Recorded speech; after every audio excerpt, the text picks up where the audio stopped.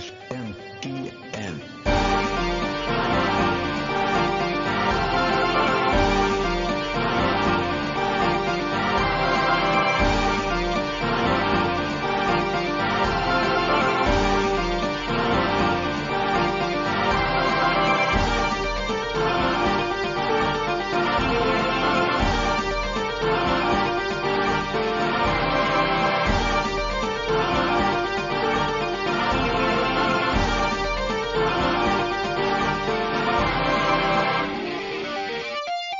How's it going, everybody, and welcome to Shin Megami Tensei Network Link 230. I'm your host, Spencer Presley, and joining me on this very, very special episode is Matt Moylan.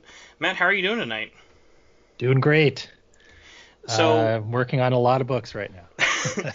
So yes, if people do not know you, and if they don't, shame on them. How dare they not follow all things social media and all things Udon already? Who are you, what do you do, and why do you have at least 8 thesauruses in work right now?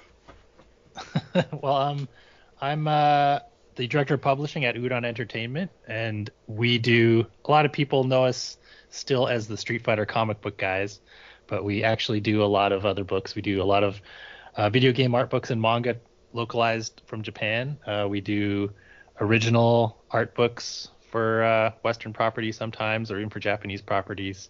We still do Street Fighter comics and sometimes Darkstalker comics or Mega Man stuff. We also do merchandise like shirts and pins and metal cards, all kinds of things. And we even sometimes do creative services for other companies, like, for example, doing a lot of the game endings for Street Fighter V, like things like that. Wow, okay, that's funny. I was gonna super derail the show, but you derailed it for me, so thank you. So I was just thinking about this because we were actually talking about Udon in the Discord a couple of days ago, and in the SMTN Discord, it came up of, like, I was telling people how you guys had worked on games, and they were like, "What? I thought they just do art."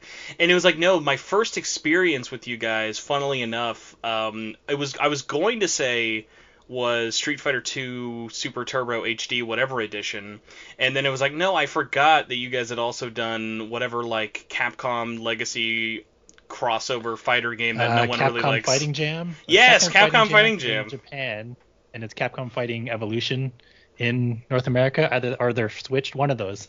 Yeah, well, hey, it's a multilingual show, so it's correct no matter who's listening or whatever.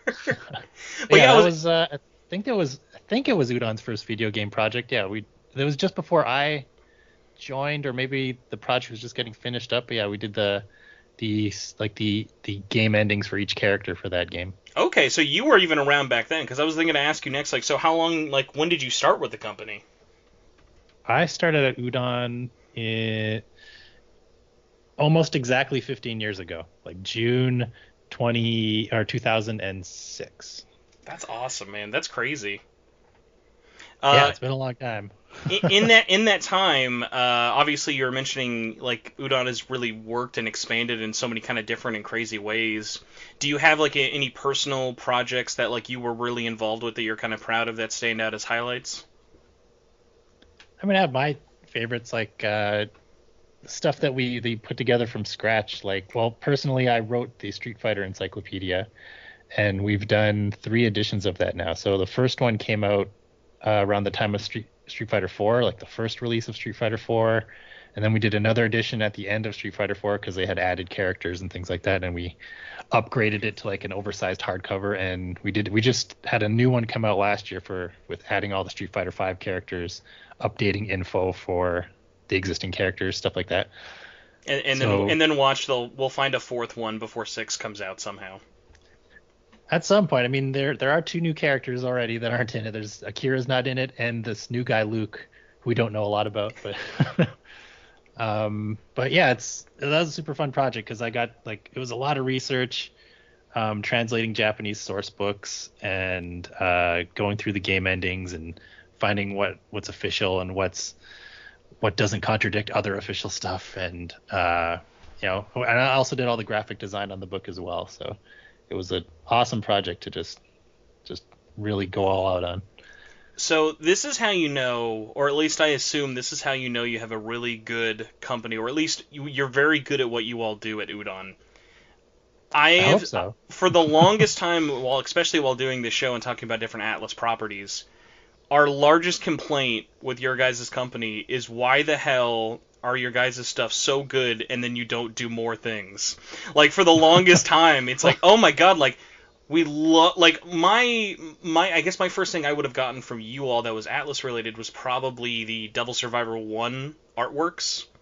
Yeah. And that getting an English release was just bonanzas and stuff of just like how random for like this strategy RPG game, like, which, like, it has a ton of art, but like you don't, especially in the West in an officially translated sense, you don't normally associate a DS strategy game as getting this big, beefy, beautiful art book. And so it's just kind of funny of then, like, you guys have like these things you've done, like you for SMT4 or Dragon's Crown, and then there are just these moments of like where it's like you guys fall off a cliff of like, no, why did you do this and then this and then this? It's like, because like no one's ever gonna like take it, like, you think it would be easy of like, oh, thank you for doing the books you've done, but it always goes like, oh, that's great, you guys did 4. Well, where was Apocalypse? Where's Devil Survivor 2? Like, are you guys going to do one for SMT5? Honestly, Stuff like that. The only reason we didn't do the Devil Survivor 2 is because we had, we're a small company and we got a lot to do. But we definitely, looked at it. Like, well, this is so. The art books are a lot of work. They got a lot of text in them sometimes. Well, yeah, that was interesting. So, that kind of answers like my next question of like, I was wondering. See, I think from the outside, it's very easy for us to just assume Atlus is just the one kind of saying no, of like the gate kind of stops there. So it is sometimes cases of you guys are like workload. You have to kind of decide, like, pick and choose your battles. Like, there's never really a correct answer, but that is at least nice to know that there was a possibility, which might mean there was even one down the line for God knows what. Oh, sure. I mean, if they suddenly decide we're doing a Devil Survivor collection for, I don't know, for Switch or something, like, oh, maybe we'll go back and look at it again. So we should do that one too. You've willed it into existence now. Everyone's going to hear that and go, okay, all right, Udon representative confirms Devil Survivor collection coming 2022. Yeah, no, I've done that accidentally before. But well, I've like just said something. I'm like, well, that makes sense. Well, like recently, so we got this Street Fighter Free Comic Book Day book coming out that's focused on Akira, who's the new character from Rival Schools, and it's coming out on August 14th, and everyone's like, oh, that must be when the character's coming out, and we're like, no, it's not. And then Capcom eventually, like, when we planned this comic, we didn't know exactly when it would come out. We just knew, maybe summer this year, and then Capcom decides, yeah, she's coming out 2 days later.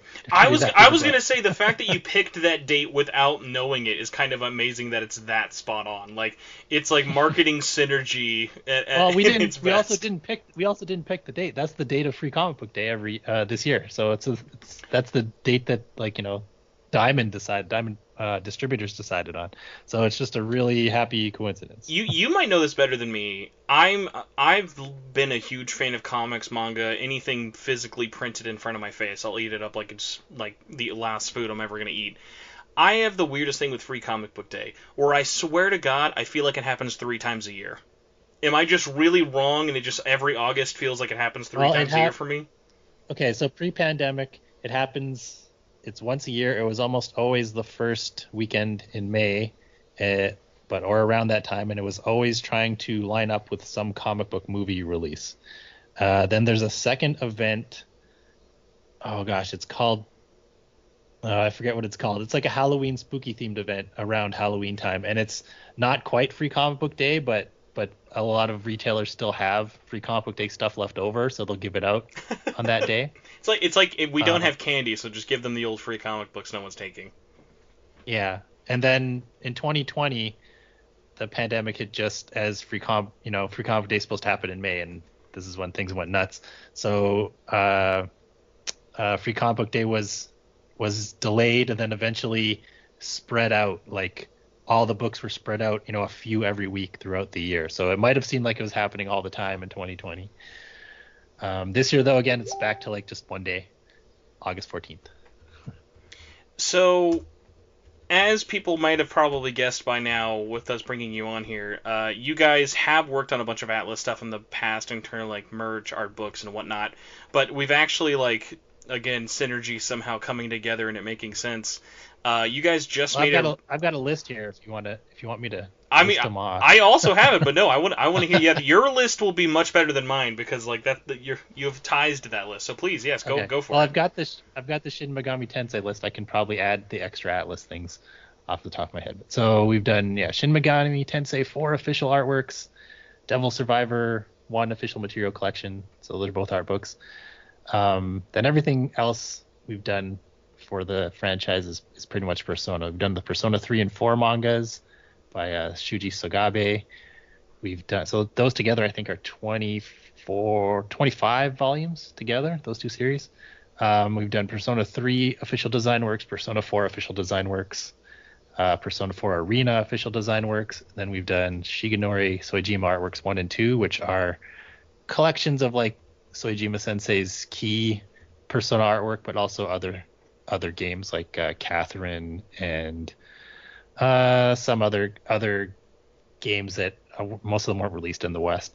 So just great artwork from him. And we have upcoming Persona 5 Mementos Mission manga and the Persona 5 official design works art book. Otherwise, Atlus, we've done, like you said, the Dragon's Crown art book.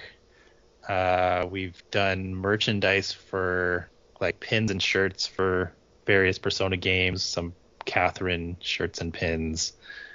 And there's probably one more random game that we've done or something that Can I tell it to you? Because I was like, when you were listing Okay. it, I'm like, there's no way he's gonna get it, and I don't want you to feel bad because literally everyone forgets this game was an Atlus game.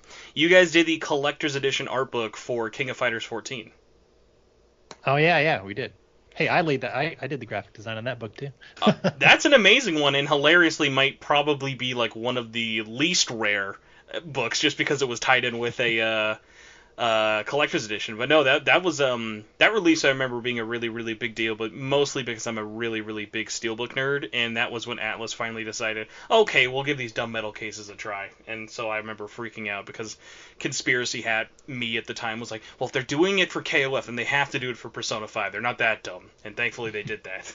Well, yeah, we've done a few projects with SNK, but we haven't like licensed a book for publishing it. We've done, that book was, like you said, it was like a work for hire for them to go with their special edition. We also did like some artwork for like a fashion line or something. I think it went on shoes.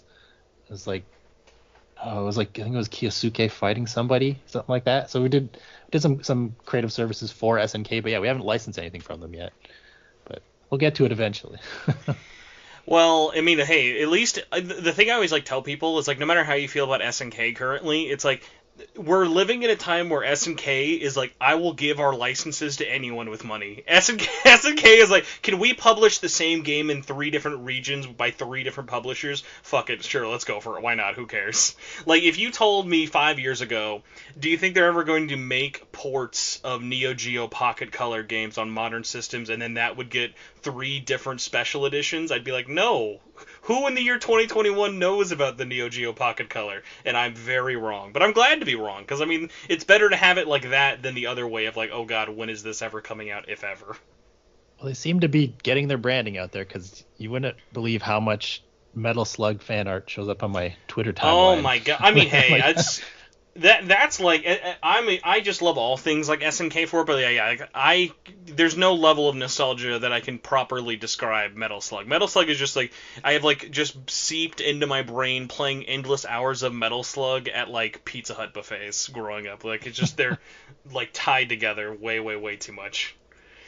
So, weird thing though I want to kind of bring out with you, I mean, not bring out, but double check, because you said something that kind of like flagged in my brain. I want to like make sure, I guess we didn't break any news, but I mean, hey, if we did, that's cool. So you mentioned you guys were doing a Persona 5 official art thing. Is this a new thing coming? Because there was another one, and have I just totally missed this? Am I bad news? No, we did. It was in our list of announcements for San Diego this year. But so there was a Japanese art book, Persona 5 official design works, that came out, not too long after the first version of the game came out, and Prima published. I was just gonna be like, yeah, were you aware that like the strategy book company did the original first art book, which was not the Artworks?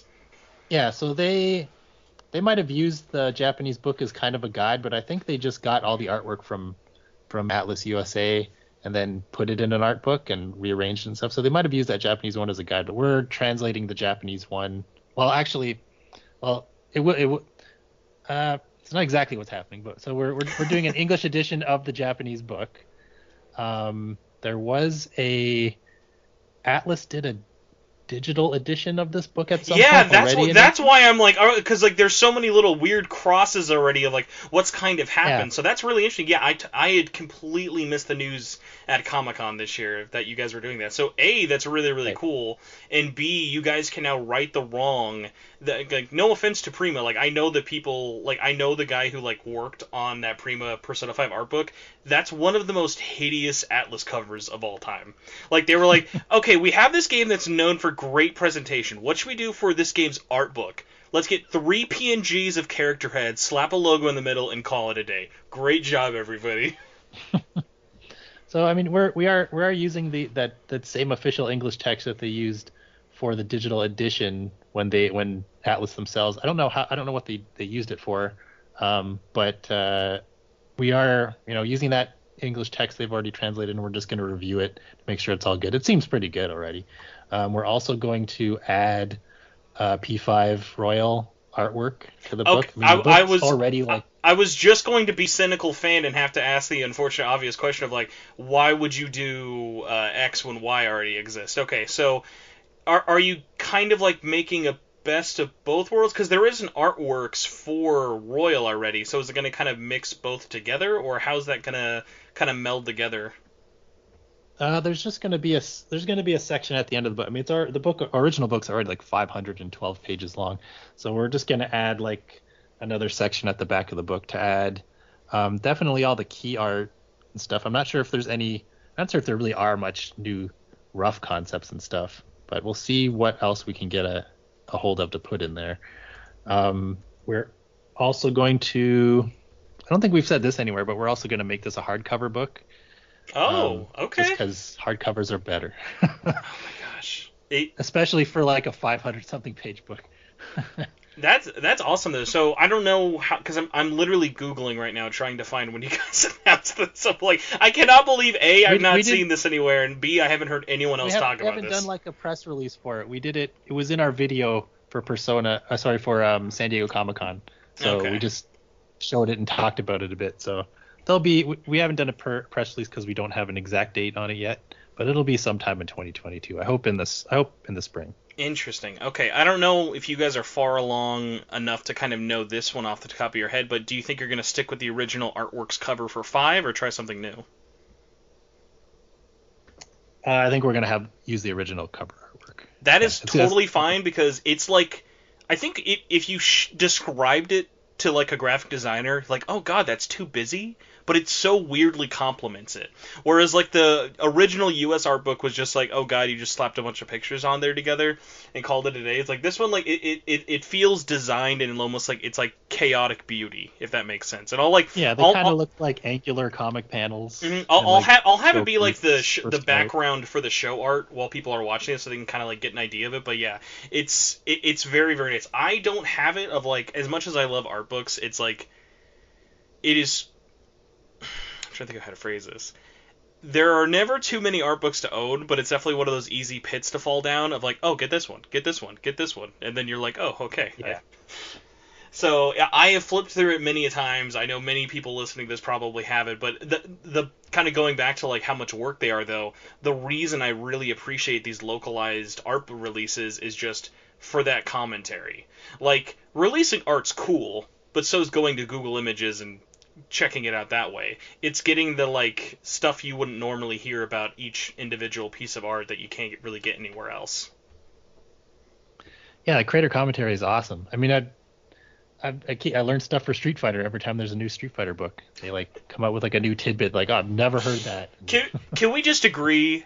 The more you learn about Street Fighter character development concepts, it gets depressing though, because you're like, oh no, that's really cool. Oh, okay. Like, if you ever want to get really sad, everybody, just look up what Rufus was supposed to be like before he became Rufus. It's like, oh man, okay, thanks, I guess. Sometimes you'll just find out like a secret of something that's like, Oh, that's a lame secret. Like why? So Ryu's headband in Street Fighter, the original Street Fighter is white, and then it became red in Street Fighter 2, and it's red in all the rest of the games. And I finally learned a few years ago why it's red. Like why they decided to make it red, and the official answer is, oh, we just forgot. We forgot it was white in the first. I remember like the BS rumors you would like give your friends at the time for explaining things the game never did. Like my headcanon back in the arcade days were like, no, because he took so many hits to the head in Street Fighter 1, it bled through, and so he's got like a bloody red headband. That's why it's red throughout the whole series. Well, he has a canon reason now, is that in Street Fighter Alpha, Ken had really long hair and he'd tie it back with a red tie, and at some point Ryu like got his headband damaged, I think it was, and Ken gave him the hair tie to use as a headband. So that's the canon version. We could very quickly just make this entire show just about Street Fighter art and canon, but I will not do that. But I appreciate you being willing to let it even happen with me just for a few minutes. So I don't know how much you want to comment on this next question, but I was just talking about this with a friend of mine, and I thought it was so funny. So for the longest time, we knew Memento's Missions was coming because the author is very candid on Twitter. Awesome author. Cannot believe basically how great they are at art, but yet how little recognition they kind of get even within like the Atlus community, which is very funny because like Saito-san is basically the only author who's done like work in terms of adapted media, and then Atlus has hired for the games. Like he's designed costumes, done like official like promo art for the games and stuff, and like none of the other like kind of like adaptation like manga artists or other things like that have really kind of gotten the respect he gets, at least in terms of Atlus, which is kind of funny. But going back to Memento's Mission, of like we knew it was coming for the longest time. He had done some interview somewhere last year of like, it's coming, I just won't tell you when, and I won't tell you who's publishing it. And we were pretty much of just like, okay, well, if it's coming to the West, originally it was like, well, it's got to be Udon, because Udon, you guys had done so much work kind of before with P3 and P4. And then we had a wrench thrown in last year when Viz decided to put their hat into the publishing ring. They're like, now we're going to be the Persona 5 manga publisher. It's like, cool, like, hey, more books that get out, the better. Because the thing with Atlus manga especially, there's not enough publishers out in the day who will ever release all of them. We just have to agree to that fact that there are just sub-series that are never going to get released in English, and the more publishers we have trying to release them all, the better chances we have. So Viz has the ongoing adaptation of Persona 5 story, which hilariously started in 2016 and is still ongoing now and barely halfway done. And you guys are releasing Memento's Missions, which is a just completely done series. And are you like kind of glad you guys didn't get the normal one and got Memento's Missions, in the least sense of like, oh cool, this one's going to be done in the case of a year. Whereas literally like Japan and America are caught up for the Persona 5 manga, and at the rate they come out about 2 volumes a year, the story's probably going to be done, no joke, close to 2030. Well, it's good and bad. You don't know. So the one Viz is doing is a direct adaptation of the games. That's what's really crazy. It is and it isn't. It's. Well, yeah, they're always a little different. Well, like, but, I get the craziest thing about it is like the longer it keeps going on, the more kind of wrenches they throw into cases of like the guy took so long adapting the story, which hey, good for him. He's making that like monthly manga money, but like he's taken so long that he's like, oh, I can implement Royal and I still have time.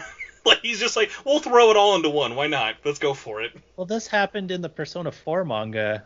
I don't know if this is an adaptation of sorry, what's the Persona 4 upgraded version? I forget again. Oh, Golden, yeah. So I'm not sure if this was in Golden or if this is something they made up, but around volume 7 or 8 of the Persona 4 manga, while they're, tracking down, trying to figure out who this murderer is and all the secrets of the Midnight Channel, they're just like, you know what, let's start a band and just have a band for this volume and, go sing at I think they have a concert at Junus or something. Mm-hmm. But like, I don't know if that's a mission. It's a very weird diversion while they're investigating this serious bunch of murders. but I'm not sure if that was part of some golden content or something. It's tough because like they did add that to Golden, but then also at the same time like it's already so Scooby Dooey. I could just see them being like just make him play instruments. Why not? Because like at the time that probably would have come out like they would have had so many kind of things going on for it. Because what's so funny is like with you guys when you were working on Persona 3 and 4. Is it at least kind of nice to have a little bit of a roadmap of like, okay, like by the time you acquired the rights for it, these series were done, or pretty much for the most part, I would assume. Yeah, I'm sure it was for our translators and editors doing the research and stuff that all that is already figured out. But yeah, getting back to the mangas, the Persona 5 main manga is published in Japan by Viz's parent company, so didn't really have a chance to compete with them. That's interesting. I knew it was done by Ura, but I didn't know that they were owned by them. But that does make a lot more sense now. Yeah. So that's good. So and the Persona 5 Mementos mission is published by Kadokawa, who we worked with for a long time. Like they published the Persona 3 and 4 mangas too. They were another one of thinking they might have published it, but then I feel like I don't know if they just got cold feet, or I know the sales for, like, God bless Kadokawa for bringing the ones they did out in the West, but I feel like every one they brought out was just like either super niche or financially failed in Japan and had to get cut short. Like, people don't know, but the Persona Q manga was split into two, and I think actually it's to its benefit. It was really interesting of like, let's like capitalize on the idea that there are two campaigns by having two different series. And the funny thing about it was they had to rush the ending of the Persona 4 side, and they basically canceled the Persona 3 side. So that's why there are only 5 volumes between the two series when they were meant to go on way longer. Cool. Well, I mean, it's good.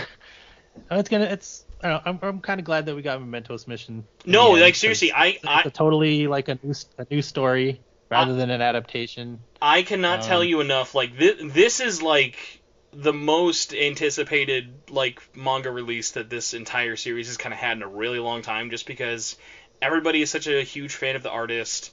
And I think also just the concept. Like the concept of it is so great because. And I'm sure, like, making it was also really creatively kind of liberating of, like, you're not tied to the game. You can have fun. It takes place in the world of the game, but it's not like it has to cover events X, Y, and Z.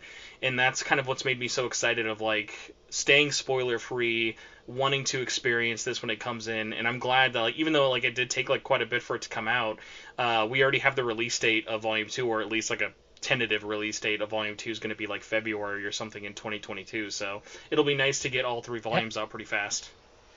Yeah, they'll all be 2 months apart, so December, awesome. February, April. So that'll be done. And Saito-san is really excited. He's really happy when any of his stuff gets translated to another language. He told us he wanted to it's like I'll draw you guys an illustration whenever it comes out just to promote it. I'm like, well, what if we like pay you to do another cover rather than you just draw a I was just gonna ask if like I don't know, because like I'm really into variant covers because I'm into video game collecting. I don't see this really a lot, but you guys actually already had a history, and some people might not know this, of variant covers for Persona manga, because Persona 3, I don't even know who this would have come out with, but I know I own it.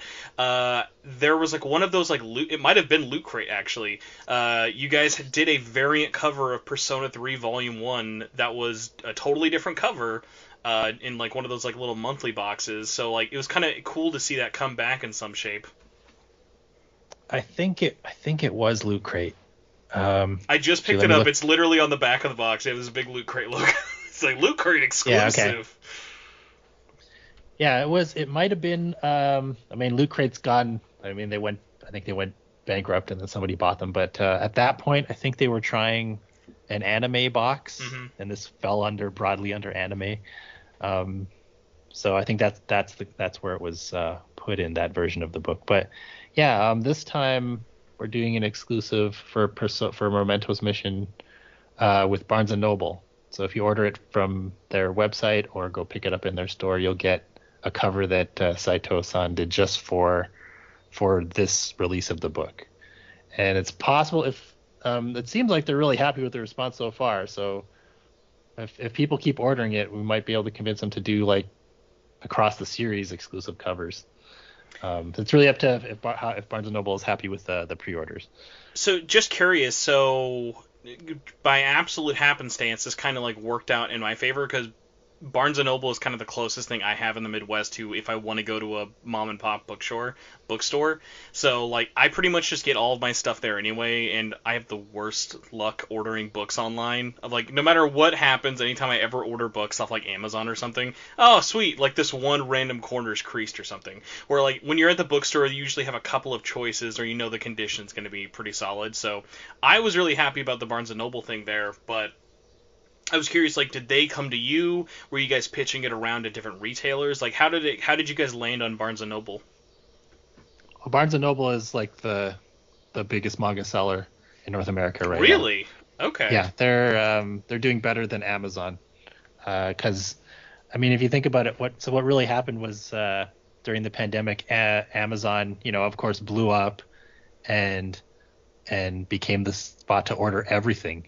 And during that time, while they're focusing on everything, they kind of neglected like the book category. Mm-hmm. And Barnes & Noble is like, well, we just do books. Let's really work on books during the pandemic. And they seem to have succeeded and become the book people again, rather than just Amazon is the book people. But yeah, manga is exploding. And let's see, our rep at Diamond, Stuart Carter, suggested this. That we approach them with some exclusives because they'd be really into it, and so we're doing an exclusive for that. For Persona 5 Mementos Mission, we're doing exclusive covers for. Are they announced yet? For some other mangas, we'll say. But yeah, we're doing a few of these with them. That's really awesome. And I will say, like, you were mentioning about the reception. It's been so crazy. Like, whenever I'll like check out the website and stuff, I always see it in like, even in like my not normal browsers of like, oh yeah, like top selling pre-orders or whatever, which is just kind of crazy. Yeah, it was the number one book on all of Barnes and Noble for a while. Like the not the number one manga, the number one book. So that was cool. But yeah, and if you go to their website or you go to a store, the exclusive version will be the only version they have, so you know that you can get it at any of their stores. Yeah, that was my next question of wondering if they're also getting the standard. So now I'll have to be like, okay, I guess do I go to a Books A Million, I guess? I have a Books A Million nearby. I was trying to think of other bookstores that would have it. So yeah, hit up Books A Million and then Barnes & Noble back to back and support and stimulate the economy. Nice.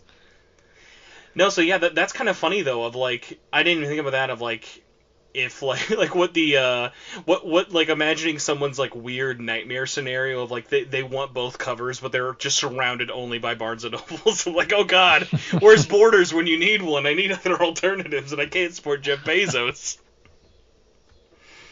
Well, you can always order from the Udon store. Hey, I got something to talk about the Udon store too. Oh yeah, that reminds me. Yeah, we have a good Udon store plug.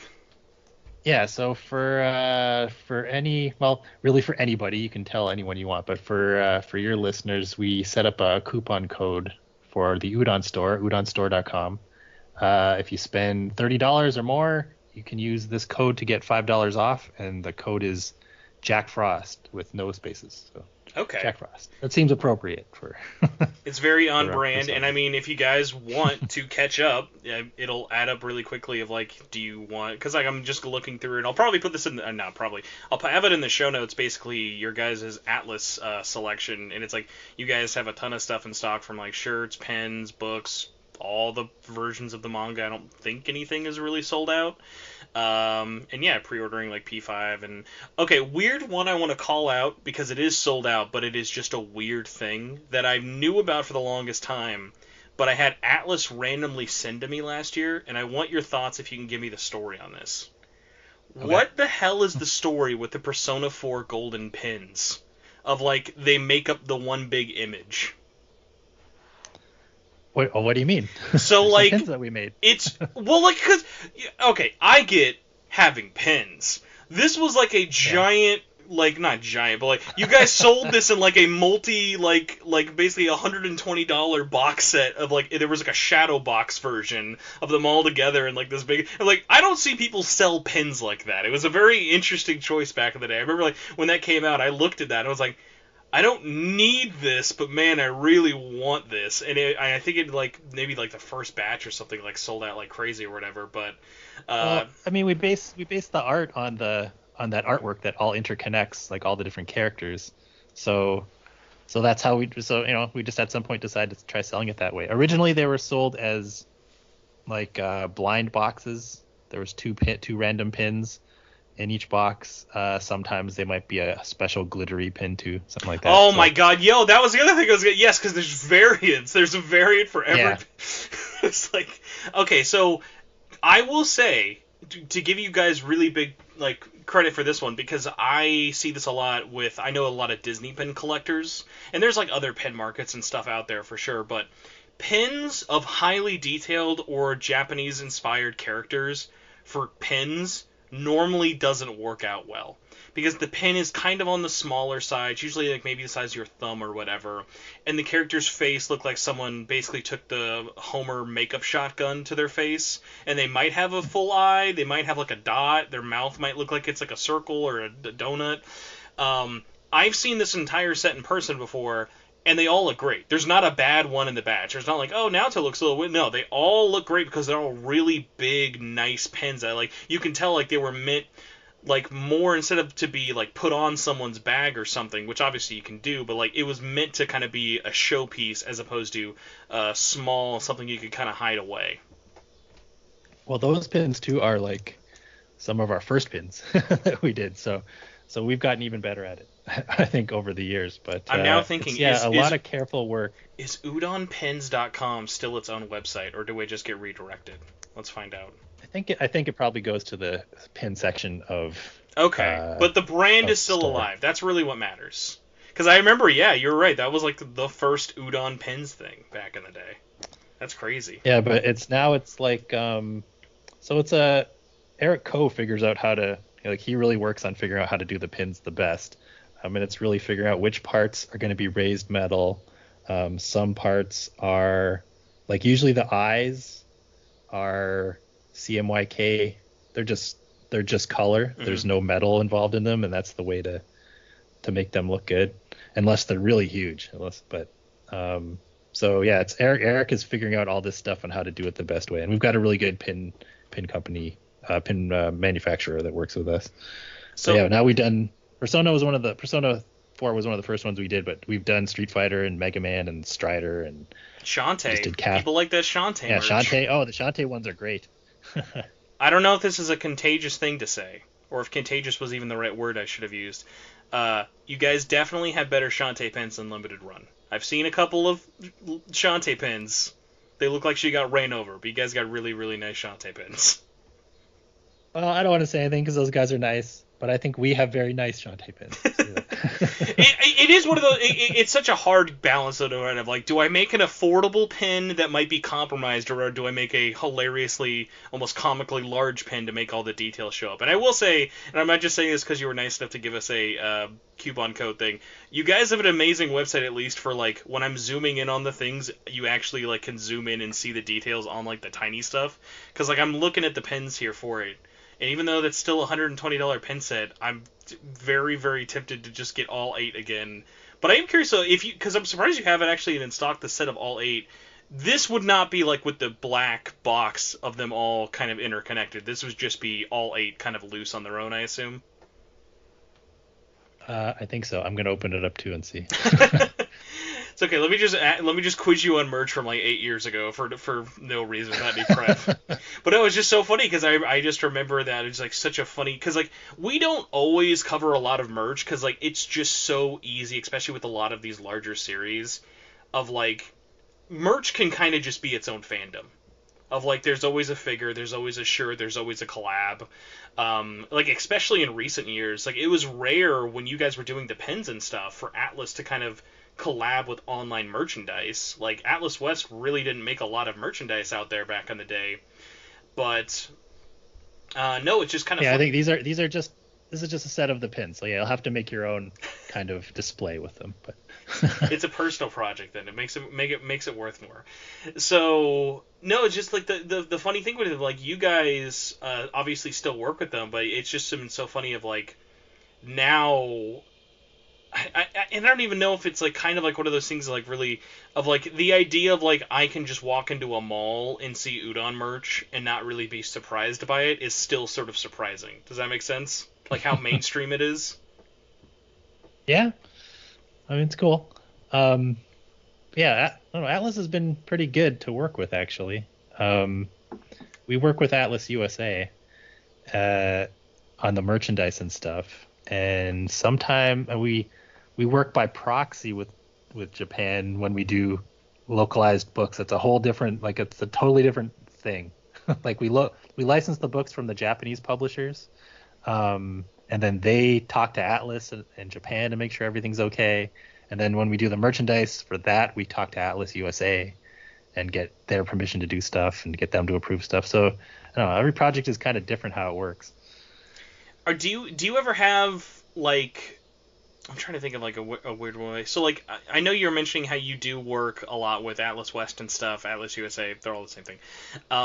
When you're working with Atlas though, like in the Western side thing, is it ever kind of feel like a collaborative thing, or is it more of just like, hey, thumbs up, approval, thumbs down, send it back to the drawing board? Like how much kind of feedback do you guys ever really get on stuff?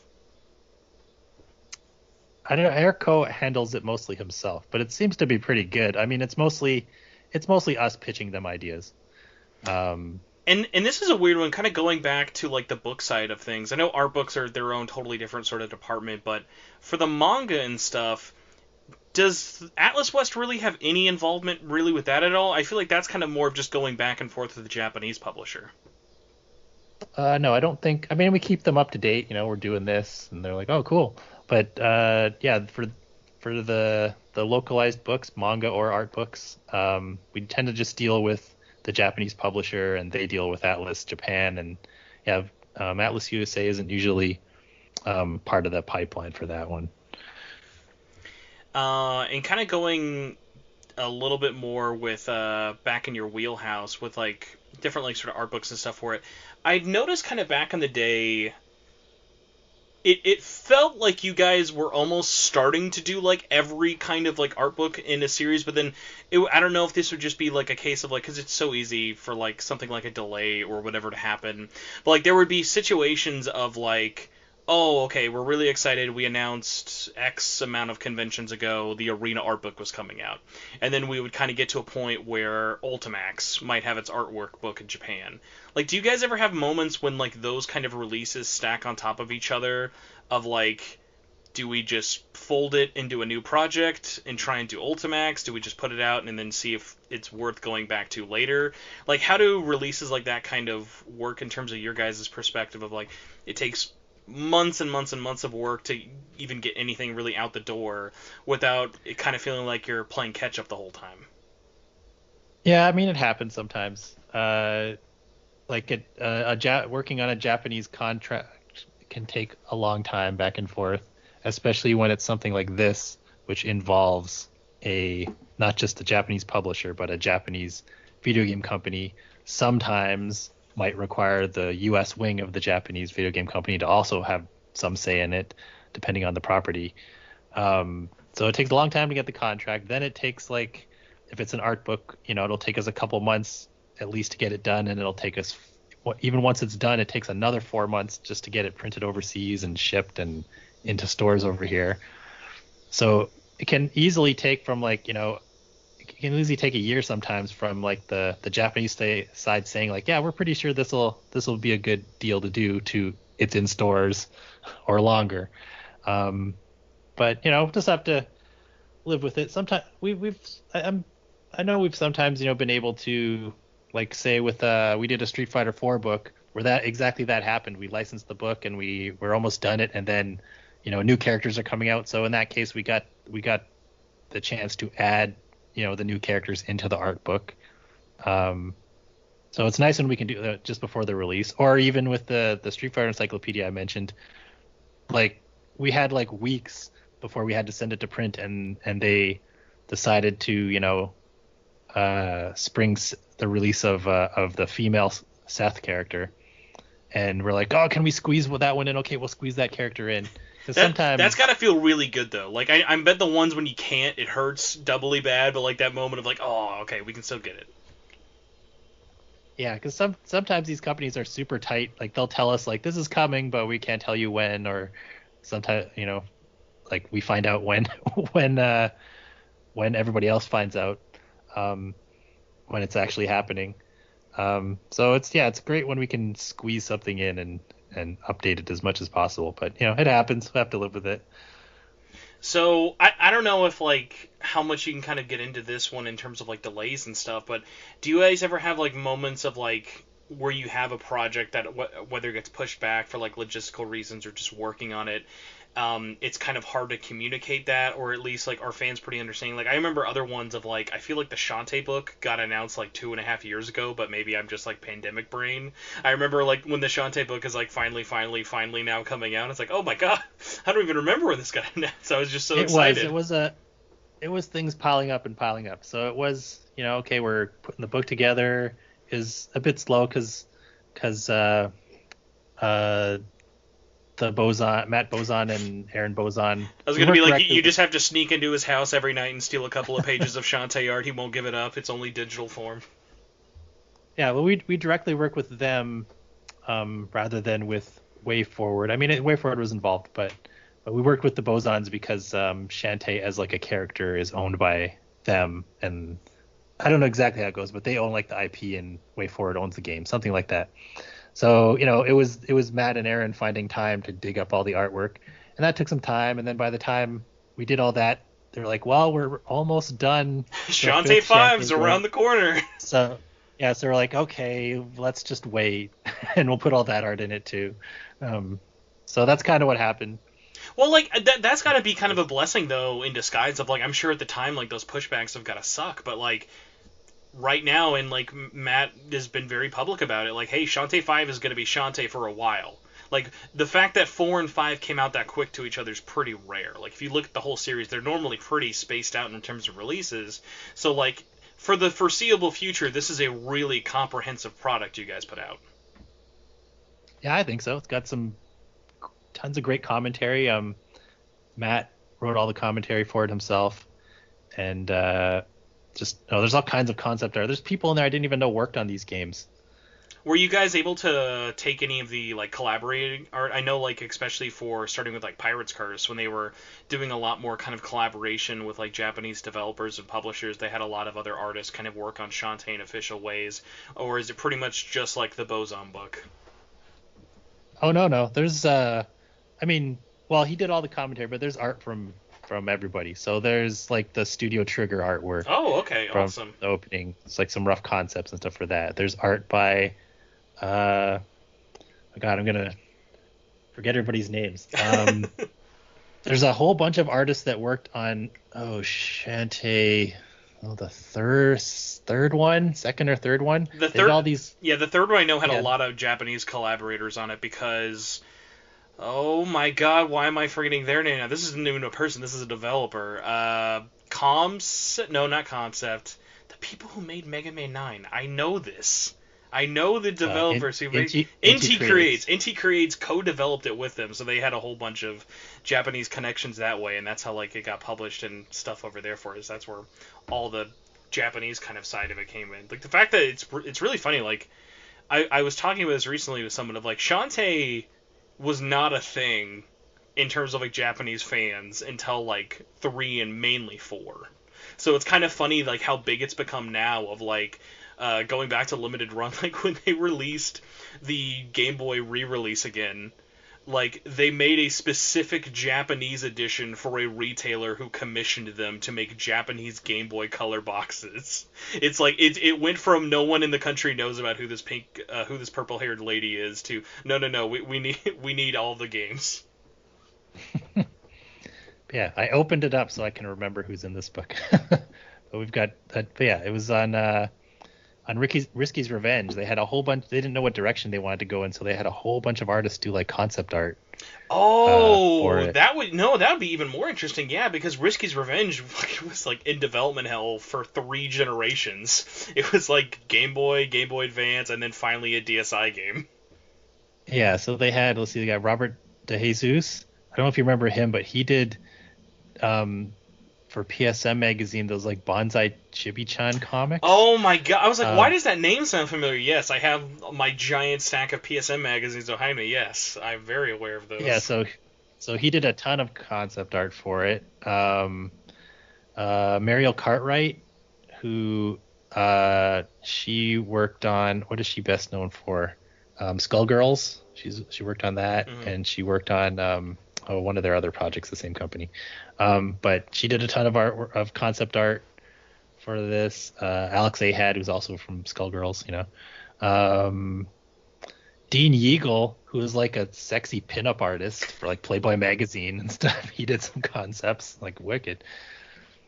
But yeah, there are tons of people in here. And at the end of the book, there's like 2 pages of like, just in case we forgot everybody, here's like all the artists that worked on Shantae ever. Legally covering all the butts just to make sure no one is missed. Weird other one, kind of on the range of exclusives and stuff for this, just because I'm looking at the website. So with the Art of Street Fighter, you guys have that online exclusive edition. Is this like your guys's, and obviously with the very popular, might be because of the cover, swimsuit special. Have you guys done a lot of online exclusives? Because I haven't really been too aware of like online. I know a lot about like variants, but like for online exclusives on your web store. We're getting more into it for Artbooks. So we did an exclusive edition cover for the Shantae art book. We did one for Art of Street Fighter. We always have one if it's a comic book. We'll have some exclusive cover for the store. But yeah, we're just getting into doing it for higher end books.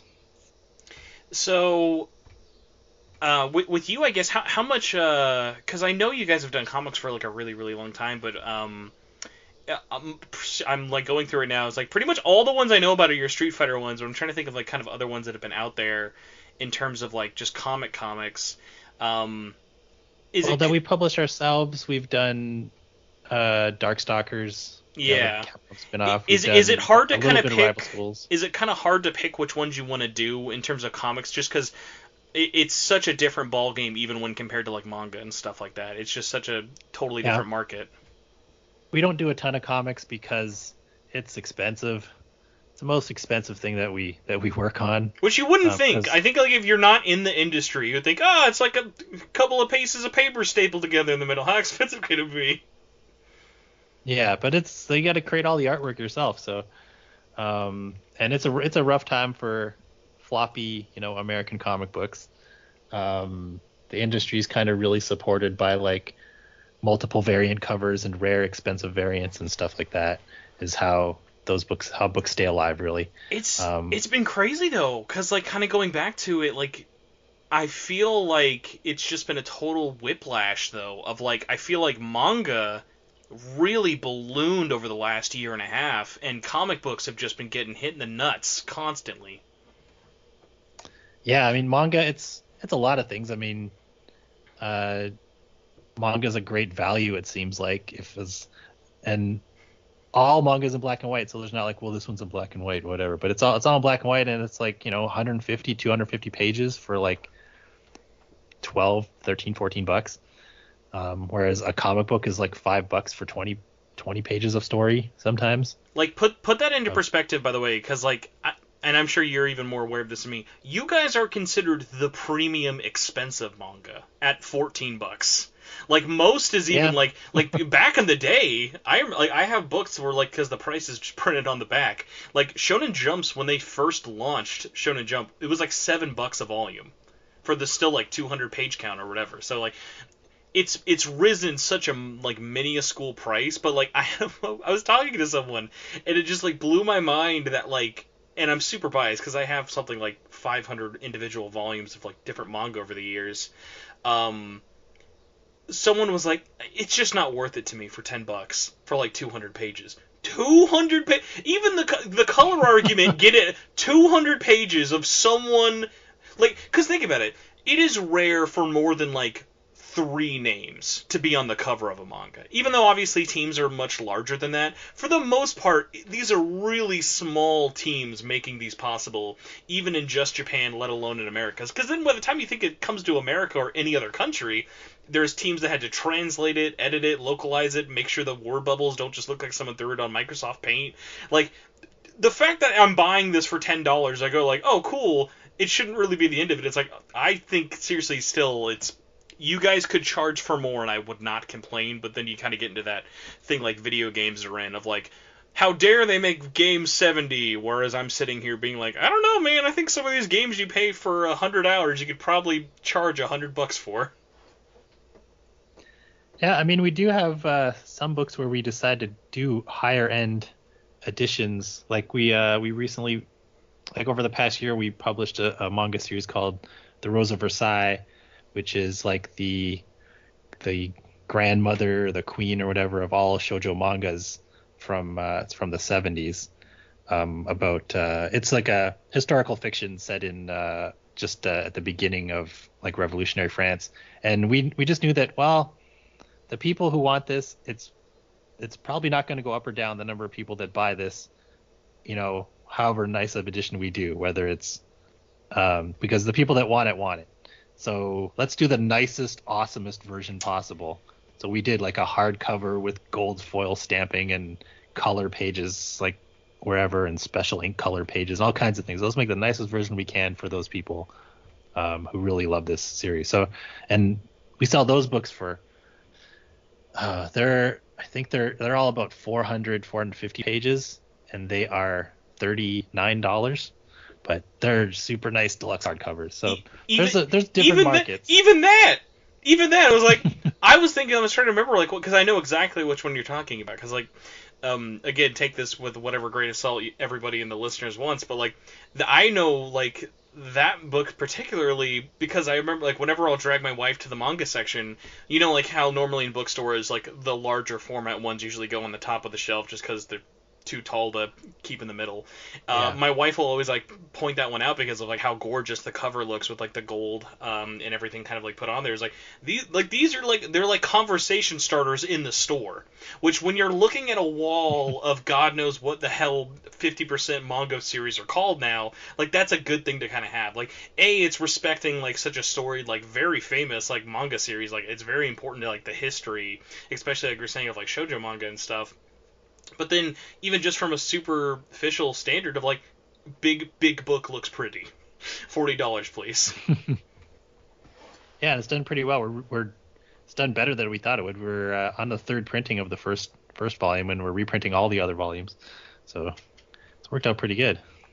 So, kind of leaning into some... I know a bunch of people asked this in terms of questions, but also kind of going back into manga... What GoFundMe, liver, or body part do we need as a society and as a community to donate? Like, how many copies at Barnes & Noble do we need to buy of Memento's Mission to get Udon to bring the Persona 4 Arena Ultimax manga? Because I don't know if you guys know how much we want that manga. I do know how much people want that manga, and that would be a very good idea. What I'll say. Well, okay, how about this? Will buying as many copies as possible decrease the chance of it coming out? No, it won't hurt. Okay, there you go. Everybody, we have to sell out every copy and get all... Because, like, the thing with that is, like, it's great Memento's Missions is happening. It's very current. It's still, even though, like, it came out just, like, I think it finished, like, last year in Japan. It's just one of those funny things of, like... I think what makes Ultimax's manga so special, and this is such a weird thing to say about a game I love, Persona 4 Arena Ultimax has a dog trash story of, like, it's got great hooks, good start, but God bless Arc System Works, they cannot make a story that's not 40, 50 plus hours long in visual novel mode. It just goes way too long. And I don't know what person at P Studio, Atlus, or Arc Story Team just basically told Saito-san, make this good, and he killed it. Like, I don't even know the spoilers of it all, but every person I've ever heard walking away from Ultimax's story is like, it is basically as good... It's like if you could think of, like, I'm trying to like think of like it's like a director's cut, but like by a fan. Like he cleans it up, he narrows the focus in a really really smart way. It's a great story, and then you also don't have to sit in front of a 360 or PS3 for 50 hours to get half that experience. So it's just one of those things of like I can't say enough good things about that story, how great the art is alone for it, but it's like I guess a big thing people want to get, and I know you can't comment anything for it, but in a situation like this, is it hard, I guess, to kind of like walk fans off the ledge of like, is it ever too late for a series? You know, like, oh, we're doing this author's work, maybe we can go back and get this other previous one. Or like, are there situations you guys have maybe even had Udon of like, well, we would have liked to do this, but it's just been too long and it doesn't make sense now? No, I mean we do all kinds of old stuff. I mean, all the Street Fighter and Mega Man manga that we published, it was like 15 years later, 20 years later after it was released. So it's never too late. But I mean, I'll tell you that we have Persona books that we haven't announced yet that we've licensed, and we have ones that we're working on licensing because there's a lot of Persona books. There. Yes, you can. The answer to that is just yes in general. There are so many. I do not expect an answer from this, but hey, it's easy to hear no than or nothing at all. Have you guys looked into any specifically Shin Megami Tensei books? Because the only thing we've ever gotten in the West is Devil Survivor, which thankfully did finish, and just because Tokyo Pop, I guess, is mean, they did the first 2 volumes of SMT Con and then just fell asleep or went bankrupt in Germany or something. I don't know. They're still around. Have you guys thought of any SMT books? Because if there's a lot of Persona books, let me tell you, there is a bajillion SMT books out there. Well, I haven't looked into it too deeply. I mean, we did Shin Megami Tensei 4, the art book for that. We licensed that one, and it did sell out, but slowly over time. Kind of didn't notice it selling out. I think that we sold our whole print run, so that's great. So it might mean we should look into it and look into some more. That was a tough one. Of like that art book, I think actually might be the first book I ever bought on release. That one was just so crazy that it happened at all. I'm trying to think, I think it came out maybe, was it 2016, 2017? I'm trying to it might be earlier than that even. Well, no, because it was definitely disconnected enough from 4's release that it was cool, it's back now. Okay, it's March 8th. Oh, Jesus. Thank you, Amazon, for reminding me. It's like, hey, remember you bought this on March 3rd, 2016, and it released March 8th, 2016? So yeah, it was two and a half years after release or whatever. But it was one of those funny things of, I remember even at the time hyping it up for the release because we were thinking, if this does well, then, because I don't even know if you know this, for SMT4, I think there's 3 different manga for it, which, hey, I guess if you can make 3 different series, go for it. But it was one of those funny things at the time of oh yeah, that makes sense, because they're not super long. They kind of lean into the law and chaos side of things for it. But you are definitely right. It was a slower sell, which was kind of weird because it felt. And it's always so hard, when you just surround yourself by fans, it's going to be well, everything that comes after this is the best thing ever. Unfortunately, I don't think people who might not be super aware of Shin Megami Tensei 4 might want to buy naked, long hair Flynn on a cover. But it is a great cover. I'm glad he was still naked. That was a bull. You guys made him more naked, by the way, than the JP cover. That's how much you guys really wanted us to win it over. The JP one, his nips are covered, but American one, it's nah. You get all cheeks. Get to see what I think might be abs. Not have known. We used what they provided us. But, you don't. Sometimes we're usually going the other way. The cover for Dragon's Crown official artworks. The Japanese cover decided, we can't put that in stores. It's just a bunch of naked girls. Do you remember? I was having to explain to someone that Dragon's Crown had art controversy, and I feel maybe every Vanillaware game does this, but it was just so funny of Dragon's Crown in particularly was man, even if you think it's over sexualized or unrealistic proportions or whatever. Like, it's just so good though. Like, yes, I know no one's hips will ever look like that, but God, they know how to make some great art. Oh yeah, for sure. I mean, in that case, we took like we can't just publish naked girls on a cover. Maybe if we were in Europe, so we took the original cover and put it in the back of the book somewhere, and we created our own sort of cover with like the key art and stuff. But the art for Dragon's Crown is by George something. I forget the artist's name. He's a Japanese guy, but he goes by George something, right? Yeah, I'm pulling it up here because I'm also bad. Oh, Kamitani. Yeah. Doesn't he use George as like part of his name? Yeah, yes, it yeah, is. Okay. First name George, last name Kamitani. Yeah, okay. But his stuff is just epic.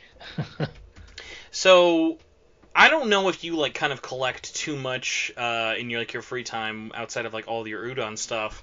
Do you ever like find yourself as maybe even a fan, if not even from a like competitor's side of things, ever looking at other releases and kind of comparing it to yours, or like, oh, this was great, but it would have been nice if they kind of like did this? Because there's not really a lot of examples of that. Of like, the only thing I can kind of think of is like, you guys did. Oh man, yeah, it's like I can't really think about it, but like for you, like do you collect a lot of other artworks from other companies just like in your own free time in terms of just general interest? And is it kind of hard to turn off your work brain of like you'll look through someone else's work and be like, oh, why didn't they do that or this or whatever? Oh yeah, I have hundreds of art books from other people. But the only other person really in our space, I mean, there's Dark Horse. They do video game art books, but they really stick to like the AAA stuff and the Nintendo stuff. Like they wouldn't do like a random. They wouldn't do a Shin Megami Tensei. You know like, what? That's too small. You say that they're doing Danganronpa, and I want you to know every time I see Danganronpa by Dark Horse, I like want to go back in time to those licensing agreement talks, like because there's just some nerd at Dark Horse who's like, guys, we have to get Danganronpa. You don't understand. We've been offered it a few times, and honestly, like nobody at Udon was like, well, nobody played this game, so are you for real? Work and yeah. So when we license stuff, it's usually like, well, somebody here has got to be interested in it somehow. We can't. We don't just license anything that makes money, right? But we've looked at them a few times, and we're like, well, there's several art books. And... Okay, because I know Dark Horse has not done this, and it's kind of weirder now. It's harder because I know they just did like a 10th anniversary one in Japan, and it was like kind of localized, but not really. If you guys ever want, and I don't know if this would ever happen, but like literally one of my favorite art books in my entire collection, not that it's like anywhere near as good as yours, they did one for the first two games. So the first two PSP games, when they ported them to Vita, they made like it's basically like a Bible. It's like 600 pages, and they just included all of the art for all the visual novel concepts, all the death execution concepts art, like frame by frame. Like they went like into it like how the Street Fighter art books would go and draw on their frame data. Like if you've ever looked at an Arc System Works art book, anybody, it's like that but for a visual novel, and you have to wonder what like poor person had to slave over this for 9 years. It's just like an insane art book, and it was one of those funny things. Like it's got, I think, literally more text than art. Like, it's just got so much commentary by the artists and the series writers and creators for it. It was just this insane proposition of an art book. But it was one of those things that, like, in my brain, I was like, Danganronpa is so big, I cannot believe the art book hasn't come out. Like, the anime I get, the manga I didn't get at the time because the first manga's a little iffy. But no, it's like you're saying, when these books are so text heavy, sometimes we got to consider that too. Like there's a book, it's not announced yet, but a book that we just licensed where it's got like an encyclopedia in the back, basically. And before we license this book, like we know this will sell good, but this is a ridiculous amount of work. Can we get like official game documents that have all this information in it and stuff? And they're like, yeah, you can. I'm like, okay, then we'll we'll do it then. This Rather than trying to translate the encyclopedia part from scratch, This is kind of a weird one. How aware are you of like game design Bibles? Like, what do you mean, like style guides kind of thing? No, that's more kind of like just on like the presentational. Like I know what you're talking about in terms of like a style reference book. Because that's pretty much the same in terms of art, whether it be for games, books, movies, animation. These are like something the game director would make to give to like everybody working on the game. So it would have art for like a level. Here's like splatterings of concept art in terms of, hey, you're the environment artist, I need you to get the vibe of this. But then also in that same section of the game design Bible, it would be like, this is how this needs to feel when you're playing. And it was this kind of universal book that it doesn't like every game has one. Like they might be called different things, but most universally I've always heard it just called like a game design Bible. And recently, kind of going back to limited run, I don't know if it was a Naughty Dog idea or them. They re-released Jak and Daxter, all four of the PS2 games, and Naughty Dog just gave them the masters for all four of those games. They're like, oh yeah, just print our game design Bible. God knows we're never going to make another Jak and Daxter game again. And it was when I was looking through these, I was like, this is like, because like, you know how some people look at a strategy guide back in the day, RIP when those were made physically? When someone would look at a strategy guide and be like, this is the best I'm ever going to get to an art book, like, it would be like the kind of adult version of the strategy guide. Of like, no, don't look at how to beat this level. Look at how the guy who made this level, this is what he looked at to make that level. No, that's cool. That's a great idea to do, especially a game like Jak and Daxter where that Bible is already in English. Yeah. That's convenient. Yeah, so I'm sure it'd be cool to do like some of our books, like our Street Fighter books, like there's one called How to Make Capcom Fighting Characters, and it has a lot of that kind of stuff in it that they've pulled from things like that, like really detailed character model turnarounds, mm-hmm. and just how the physics work in the game and what mood they're going for, all kinds of things like that. So they probably pull things from some kind of big resource like that when they're making the art books in Japan, and we bring over something that has a piece of that kind of stuff. But yeah, to work on, because we work with mostly Japanese games, to get like a Japanese game Bible like that full of Japanese text, like, just my eyes would glaze over, like we have to translate all this. Oh my gosh. Yeah, like the only kind of similarity I can sort of even think of is like, I forgot who published it, but just recently the West finally got the first, at least ever translated, Ultimania for Kingdom Hearts. Which basically, when those release in Japan, they're like kind of like a post-mortem in book form for a Square-like game. So it could be like a Final Fantasy Ultimania or like a Kingdom Hearts or something like that. Like, we just got that for something as big as Kingdom Hearts. So I know it's a really big ask, but it is kind of one of those... It is one of those funny things of like, I think there's definitely a market. I just don't think there's been enough kind of IPs that make sense to justify that initial cost, because there's going to be so much time involved of just getting those art, like, not even art assets, just getting that book translated and having it be and feel correct in another language. Yeah, that book might be a nightmare too to have worked on too, because you got to work with Squaresoft, you got to work Disney. with Disney. I guess it's not Squaresoft anymore, but it's Square Enix. but I'm old. But yeah, and you've got to work with the Japanese publisher of it, and oh my gosh.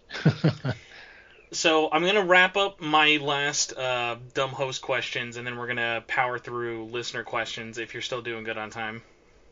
Yeah, no problem. By the way, I just need to stop. I mean, this is still part of the show, but I just need to say, you've been a fantastic, you're like a company encyclopedia for Udon, in terms of just like like all of your knowledge for all that. I cannot tell you how much I appreciate it, not only as a big fan of all the stuff you guys do at the company, but just in terms of conversationally, it's been very, very interesting. I super appreciate it, man. No problem. I hope I remember stuff, because I mean, every book's got my name on it somewhere. So I hope I knew what I did on them.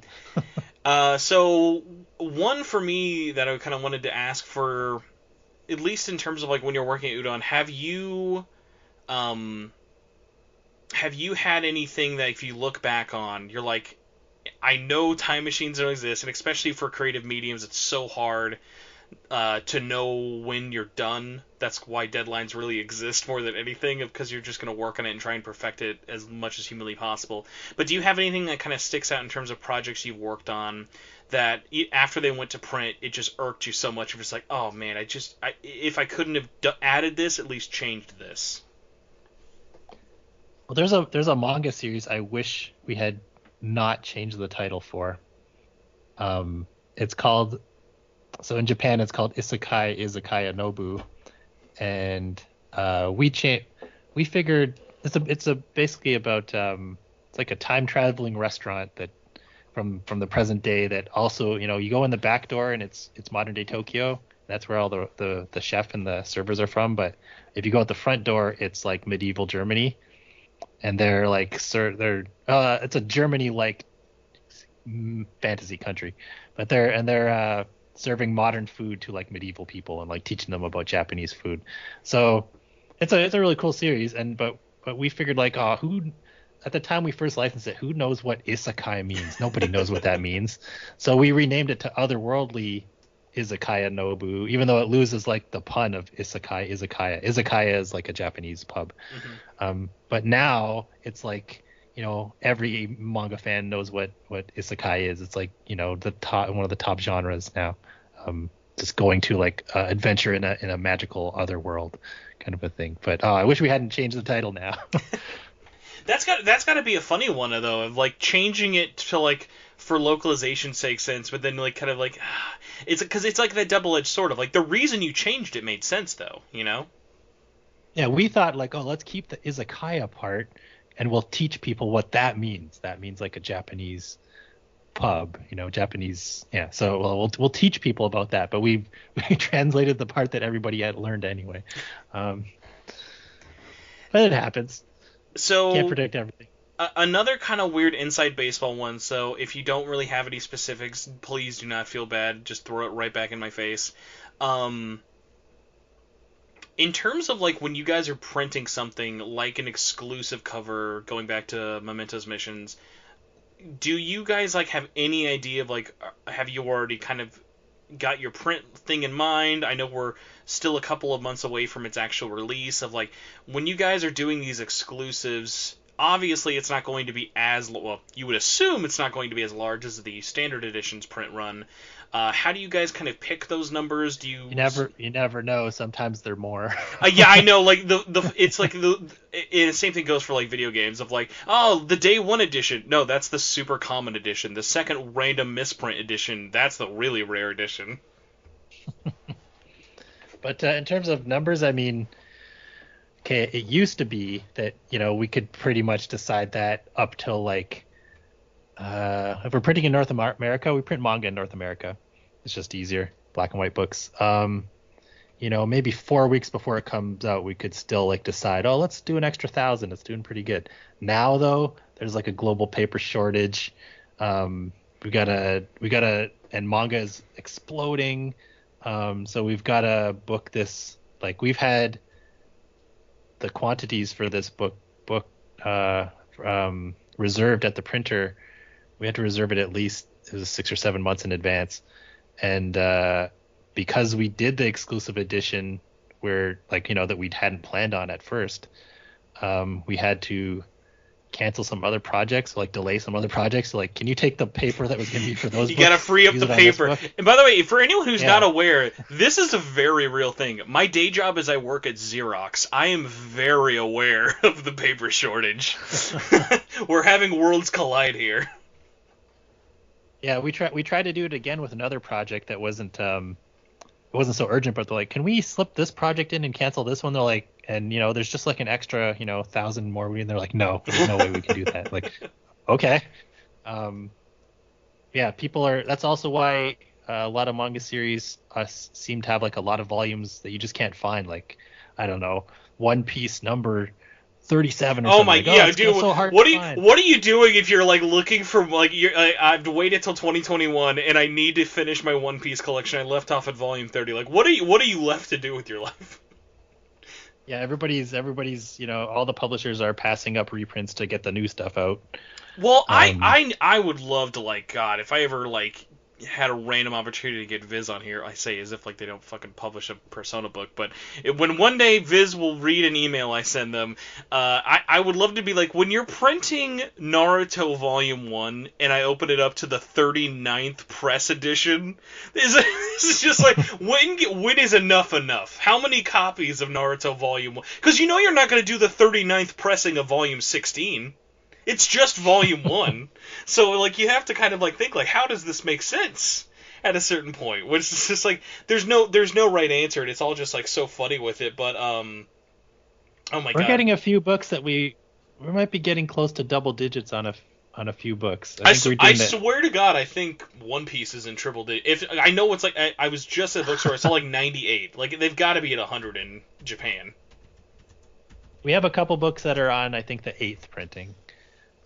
But that's about as high as we've got ever.